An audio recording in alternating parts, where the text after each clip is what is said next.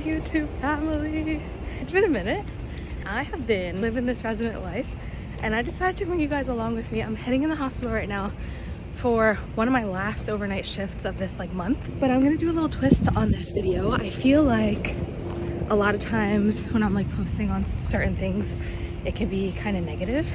And so today I'm gonna try to find all the positive little things that are happening and point them out instead of thinking of them negatively. So hopefully it helps me get through this night, and then hopefully I'll feel better about certain things. So we're about to head in now and let's see how this goes. Oh my God. Literally 40 minutes after getting into the hospital, I got my first OB trauma response call. So the way that this works is, my heart's racing. Family medicine is the only OB provider that's present in this hospital after I think 5 p.m. and I'm the only resident here. So I cover our entire service overnight.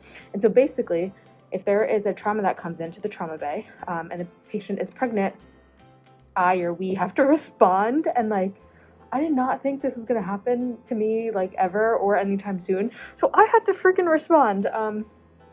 Played it cool, followed all the rules, and everything is fine right now. The patient is fine. But it was so scary and my heart is racing and I can't believe that is my responsibility. What? Anyway, I literally don't know how all this is happening, how I'm responsible for all these patients in the hospital at night. But we're doing it, fam, and I'm stressed and I'm scared, and this is I just got paged an admission that I have to go do. But how crazy is it that I'm doing this? That I have this much. It's so weird, right? I was literally a med student yesterday. Anyway, I'll check in later. I'm gonna go do these admissions. Ooh, I'm literally sweating from that. And we'll check in soon. So y'all remember all those years in med school where I would literally make checklists for everything? It has come in handy because now I do this. So this is how I keep track of the admissions that are coming in. I make a little check sheet, a checklist. The first one is doctor doc, where I get report on the patient. The second is signing in for them, so I'm their covering provider, reviewing labs, going through all of their meds, placing their orders for the hospitalization. Caroline is how we keep track of day events for the entire team that's taking care of them to keep up with. So just putting in what I expect needs to be done and just some important information. And then the H&P is my note. So I'm gonna go start with my first one. I'm open to 7 patients tonight. I really hope I don't get 7.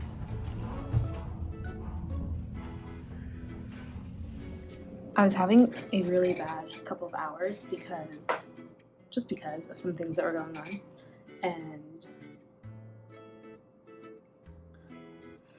I forgot I was trying to be positive.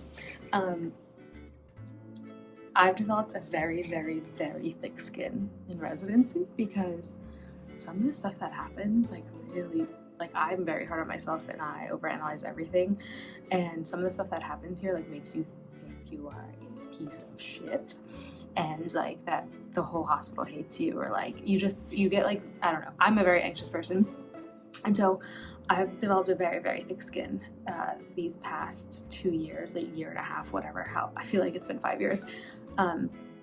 And the plus side to all of this is that although residency is universally really, really hard, you get treated you're not a human sometimes. You work impossible hours, you get paid really, really little. But I have really good co-residents, and specifically my class, my current second year classes, I just really enjoyed them, and I feel we always look out for each other, and I feel we're all on the same page. So I got really lucky with them.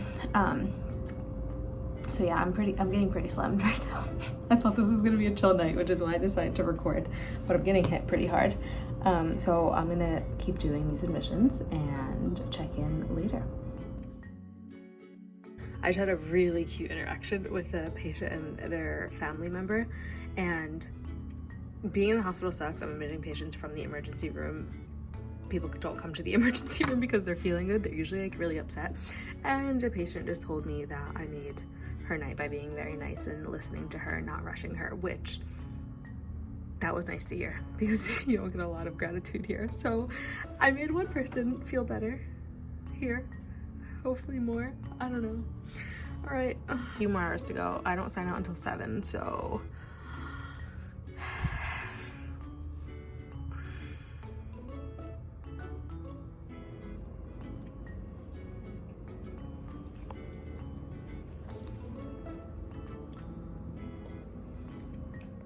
I'm grabbing my stuff from the call room, and this is it.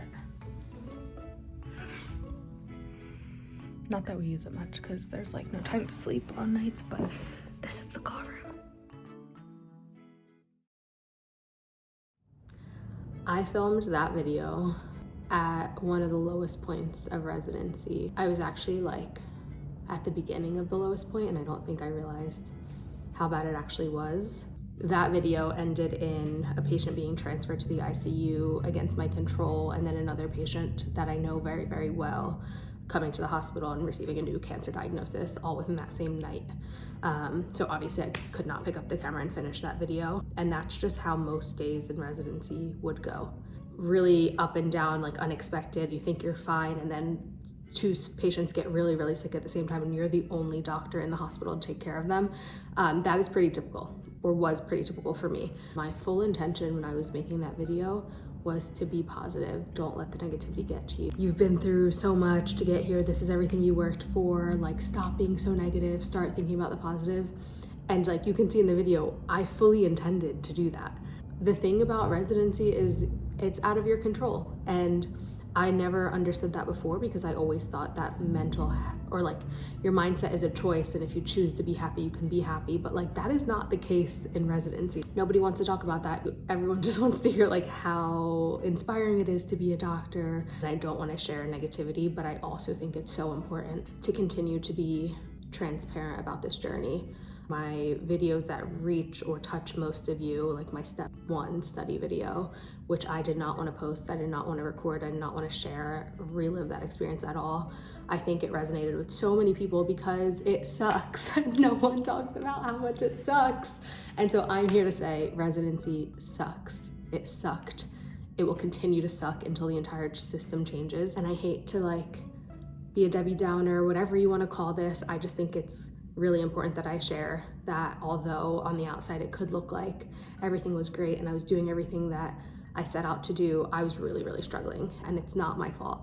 It is not my fault. It's not that I was weak. It's not that I was anything less than I should have been. Hopefully sharing this has helped somebody else who's in the same position as me realize that like it is not you. It is not that you're a failure. It is not that you're doing anything wrong. It is just the system, and it will get better. I hate to be the person to say that, because if somebody told that to me when I was in that really, really bad mental place, I just like roll my eyes at them like, shut up, like what do you mean? But it really will get better. I do think that like this new generation of medical students and residents and just people in general are gonna make this better for patients and for their providers. And there's so much that I wish could be different. Really exciting things are happening for me now. Not the Maha that you just watched struggling in the hospital, but for me right now. And I'm really excited to share those things, but I want this video to highlight this part of medical training. And so thank you for watching. Thank you for always watching. And please share your stories with me and with people in the comments so everyone knows that they're not alone. All right, guys, I'll see you in the next one. Bye.